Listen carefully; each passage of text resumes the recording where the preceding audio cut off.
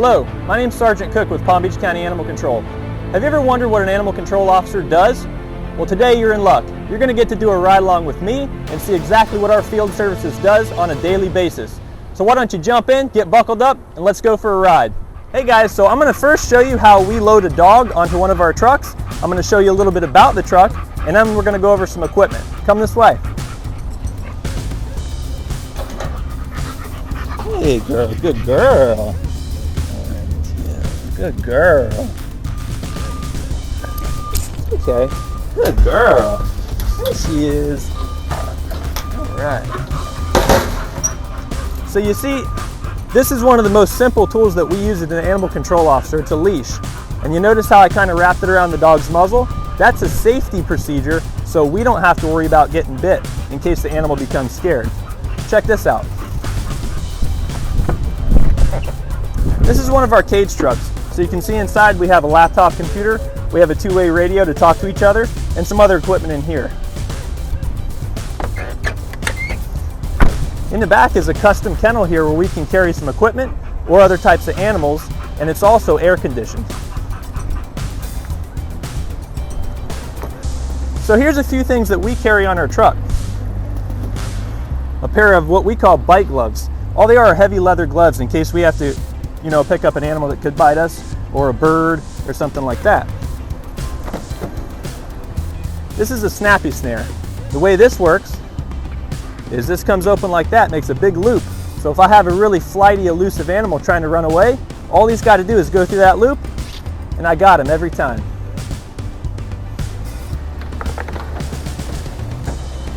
Next is our control pole. This is one of the main pieces of equipment we carry, and it's also called a catch pole. This is basically like a stiff leash. So when I put a dog on the end of this, it keeps him a safe distance away. It has a cable that's nylon coated and a little rubber protector here to protect the animal's teeth in case they bite on it. These are called cat tongs. So we use these for smaller animals like cats or raccoons or a possum, where we don't have to physically pick up the animal. We can simply grab them around their shoulders like this and transfer them into a cage.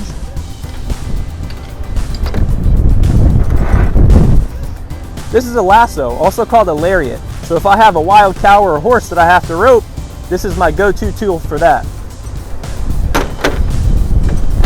And lastly is just a big old landing net, just like you catch a big fish in. This is great if I have an animal that's trying to get away from me and I can't catch him. It works every time like a charm. Hey guys, so this is our dispatch center. Over here you can see our phone room. This is where citizens of Palm Beach County will call in and speak directly with one of our communicators and let them know about different things that's going on in the county to send an officer out to check it out. Over here is our dispatch radio room. Come on. Control. It may not look like it, but this is the actual heart of animal care and control. This is where we take all the phone calls, and we take about 25 to 30,000 calls per year. It's about 100 calls a day. Now, the people making these calls could be your neighbor, your parents, police, or even your teacher. And we get all kinds of calls. Some of them ranging from a dog running loose in the streets, a person being bitten, someone being cruel to their pet. And that could be something like somebody leaving their dog in a hot car. Could even be them hurting their pet. Now, these things can be dangerous, and that's why we do 10-4 checks to our officers out there on the road so that they can get home to their family safe every night. We also use codes. We speak in codes here to make sure that our communication is clear between each other. Now, when someone calls saying they found a lost pet, we always ask them for the license tag number from the dog so that they can return the dog back to its home. That's what we like to see. But sometimes those calls can result in us having to send an officer out to remove that dog and get it to a family that will love him or her. So if you ever have to call animal control, now you have a little bit of information about what we do here on the other side. Awesome, thanks Mona. Thanks. So I showed you some equipment, you saw our dispatch center, now it's time to hit the road and see what our officers are up to.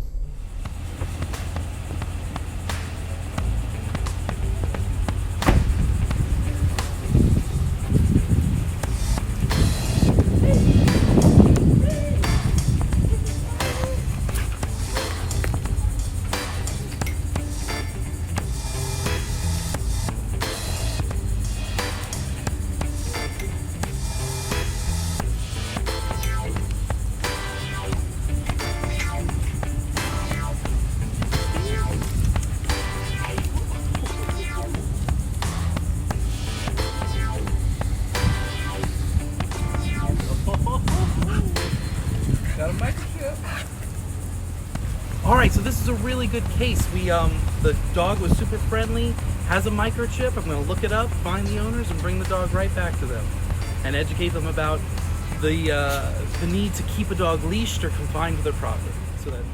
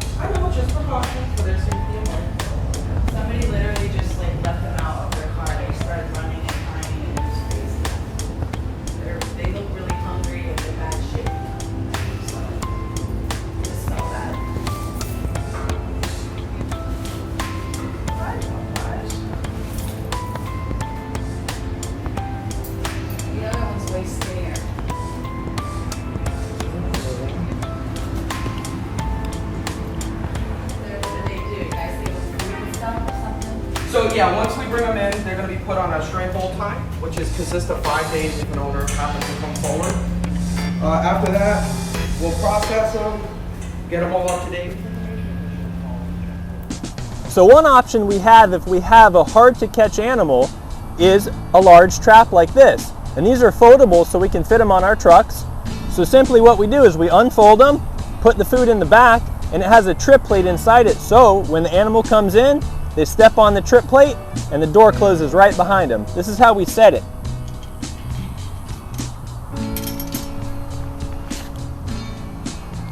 And she's ready to go. So I wanted to show you guys just how this trip plate works. When the dog or whatever type of animal comes in here and pushes on this, the door comes right down on him. Uh-oh. Hey, can somebody give me a hand? All right, folks, that's enough goofing around. Let's get back on track. So we talked about using traps, using our control pole, and using a net to capture animals. So what happens if none of that works? Well, the next thing that we go to is called chemical immobilization. You might know it as a tranquilizer gun. Now, as animal control officers, we don't carry guns, but we do have this equipment to tranquilize animals if we need to. We have this one for long range, and we also have this one for short range. So, in the next video, I'm going to show you kind of how that works.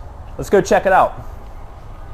So we have the animal in our sights now, but it's important that we take our time and make an accurate shot to a heavy muscled area of the animal, because we just want to sedate it and we don't want to hurt it.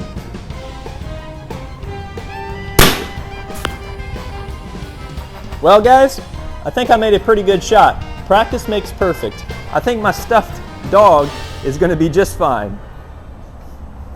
We have to learn how to handle all different types of animals, just like this rooster I have here.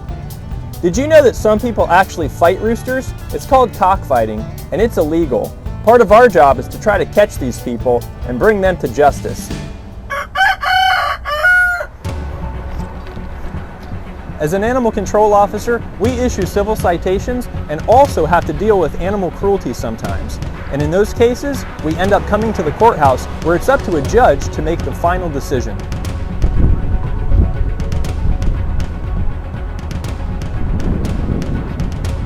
So here at Animal Control, we have several different departments that do a variety of things. In here's our Special Investigations Unit, which handles more severe acts of animal cruelty and neglect, licensing and enforcement, and dangerous dog. Let's go see what they got going on.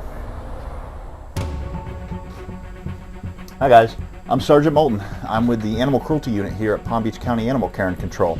My position is I assist the road officers when they have animal cruelty cases that come in. Our main objective here is to get animals out of bad situations, work with law enforcement and the state attorney's office to hold animal abusers responsible for their actions.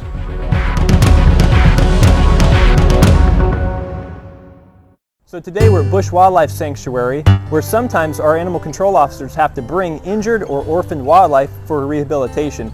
This is Taylor, and she's going to tell you a little bit about this big bird she has.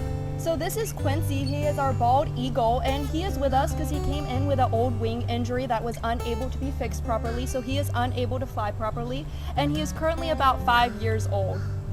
Very cool.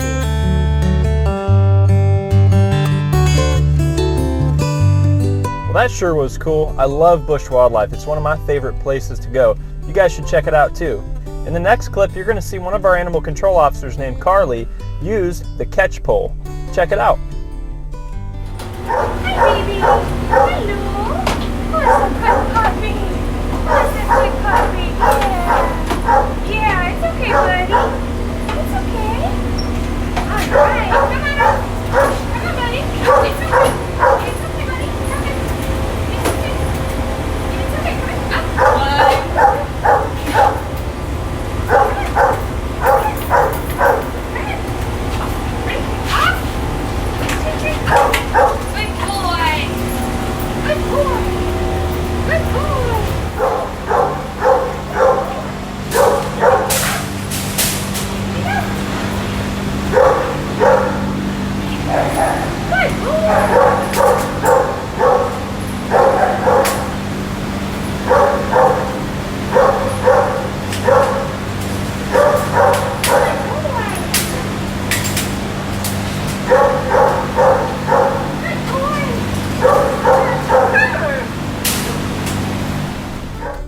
Wow, Carly really did a fantastic job with that. Sometimes we can't use a leash because a dog might be really scared and end up biting you. That's when we have to use the catch pole. You're going to hear a couple testimonials from some of our animal control officers that's been here for a long time, and they're going to tell you why they love their job. Hi, my name is Christina Stodd. I am an animal control officer for Palm Beach County Animal Care and Control. I've been here for about 13 years. I love my job. I'd encourage to look into this field if you love animals. I do a lot with educating the public, and I help serve our county, the animals, and the people. So. Hello everybody, my name's Officer Prentice. I work for Palm Beach County Animal Care and Control. I have for 13 years now. This is the best job I've ever had in my life. It allows me to do something that matters. To make the community safer, to help animals that are in distress and ease their suffering or get them better homes. I go home every night, and I can look myself in the mirror and say, yeah, I did something good today. And that's more than most people can say, so that's why I do it.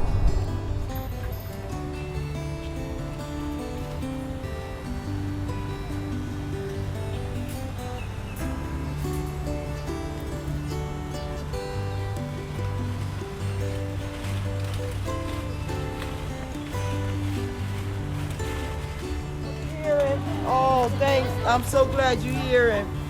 Oh, she hear him. Oh, she got him. I got. Oh, she found him. Look at that. I think that's the only one. It's the only one I hear. One Yeah. that she hears. Maybe your mommy came back and she.